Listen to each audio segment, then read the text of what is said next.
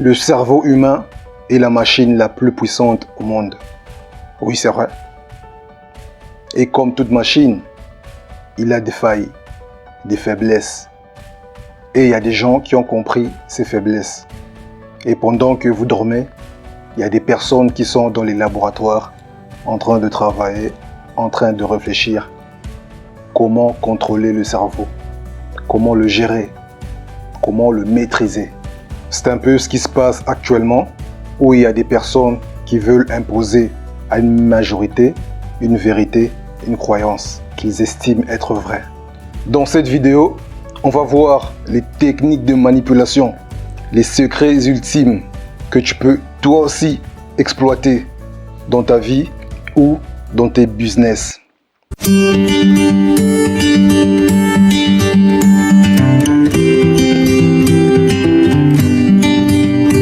Salut à toi et bienvenue dans cette nouvelle vidéo. Si tu me découvres pour la première fois, moi c'est Rito et bienvenue sur la chaîne de la dynamique mentale. Ici, j'aide différentes personnes qui désirent se réaliser, aller de l'avant et vivre une vie passionnante. Je partage des conseils, des astuces qui te permettront de prendre le contrôle de tes pensées afin que toi aussi tu puisses transformer ta vie. Si ce genre de contenu te parle, deux choses à faire. La première est de t'abonner sur cette chaîne et d'activer les notifications, la petite cloche pour être informé de l'apparition des nouvelles vidéos. La deuxième chose est de partager cette vidéo autour de toi, autour de tes amis, autour de ta famille, pour que plusieurs personnes puissent également en bénéficier. On y va? En fait, c'est quoi la manipulation? La manipulation, c'est mettre une action pour pousser quelqu'un à faire quelque chose, pour l'inciter à réagir comme on voudrait. Et ça, on l'a déjà tous utilisé. On le fait quasi tous les jours, quasiment tous les jours dans la vie. On manipule et on se fait manipuler inconsciemment. Nous vivons dans la jungle.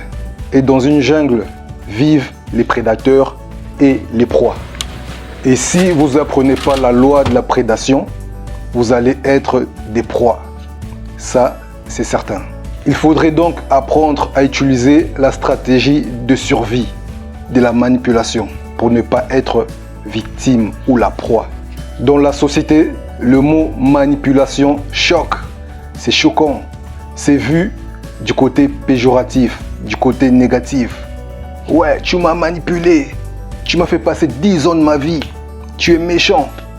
C'est ce genre de paroles qu'on entend parce que la manipulation est toujours vue du côté négatif.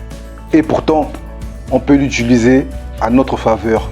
On peut l'utiliser pour profiter, pour faire avancer ses projets, pour prendre avantage sur des personnes. La manipulation est aussi utilisée dans la stratégie marketing. On manipule. On est quasiment tous manipulés, consciemment ou inconsciemment. Donc, en réalité, nous sommes tous des manipulateurs et nous sommes tous manipulés. La première technique est la technique de l'hameçon. On pose l'hameçon pour attraper une proie. Un exemple de cette technique est notamment utilisé par les femmes.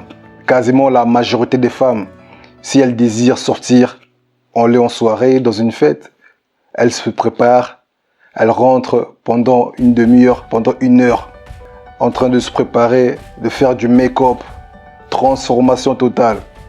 Et pourquoi elle le fait? C'est des techniques pour attirer. Il y en a même qui mettent des lentilles pour flasher, pour capter. C'est la technique de l'hameçon. Cette technique est aussi utilisée dans les supermarchés, dans les commerces, dans des magasins où par exemple tu achètes un produit et on te met comme échantillon un bonus en plus. C'est aussi de la manipulation. C'est pour vous inciter à revenir encore prochainement. On est manipulé tout le temps et partout. C'est pourquoi, à votre tour, vous devez aussi apprendre à manipuler. C'est une question de survie dans cette jungle. Il faut manipuler pour faire avancer ce projet, pour vous montrer à quel point on a des failles dans notre cerveau je vais vous parler de la stratégie de la zone grise. La stratégie de la zone grise est une stratégie utilisée par les plus grands manipulateurs. Elle a été utilisée par Sun Tzu dans l'art de la guerre. Je pense que tu connais ce bouquin, très efficace.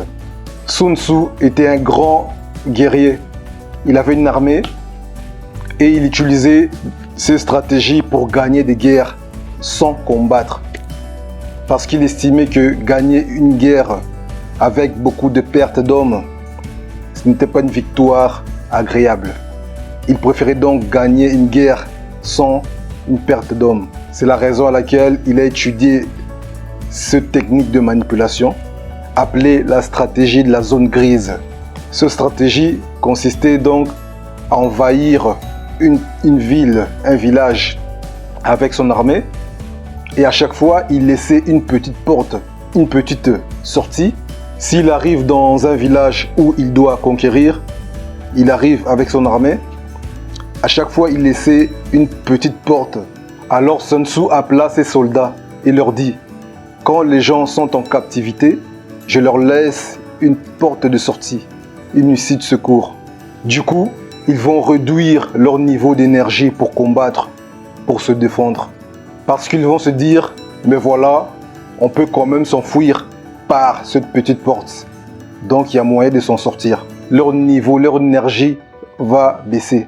Par contre, si je ferme cette porte, il va se déclencher automatiquement chez les gens une force qu'on appelle l'énergie de désespoir.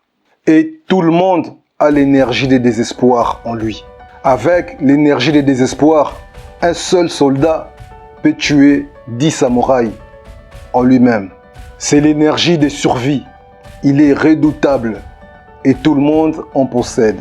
Et c'est un peu ce qui se passe actuellement. Pour ne pas déclencher l'énergie du désespoir chez les gens, on vous musole, on vous confine, mais quand même, on vous laisse aller s'alimenter, acheter à manger. Parce que, imaginez-vous, si on ferme les boutiques, les magasins, où on ne peut plus acheter à manger, eh ben dans ce cas, les gens seront dehors. Confinement ou pas, les gens seront dehors. Aussi, on coupait Internet. Dans tous les pays, on coupe Internet. Alors là, confinement ou pas, les gens seront dehors.